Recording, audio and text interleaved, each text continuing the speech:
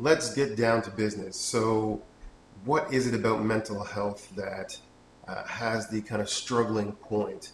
The struggling point is that there's a piece missing and we don't know how to solve without that piece. Because there's something missing and we try to solve it, there's strain on the mind. Something is not right. We have this frustration factor, which is ideally a signal that we are missing information.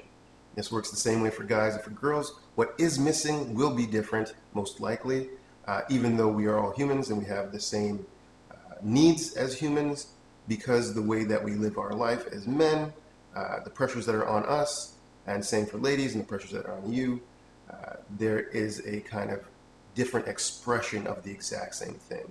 So the symbols of what it is are changing, but at the core, it is still the lack of feeling some kind of appreciation, most likely, and appreciation kind of alluring to the understanding on oneself in a situation. And once we can understand how we are acting in the environment that we're in, and was that the right reaction? Was it appropriate? Was it at the right level? And was the other person acting in a different way? When we have a kind of handle on these other pieces, then it's pretty self-explanatory. We don't actually get as frustrated about the situation.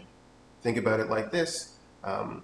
If you are driving on the highway and somebody cuts you off right in front of you, you get super mad because they endangered your life, they weren't paying attention.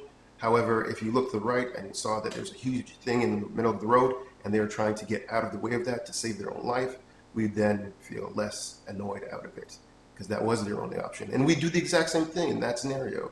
So in this exact same way, we need to solve for these missing pieces. And this in turn starts to re-regulate our emotional system and re-regulate our physical health system. And in those things being more balanced, then we come to a more balanced conclusion.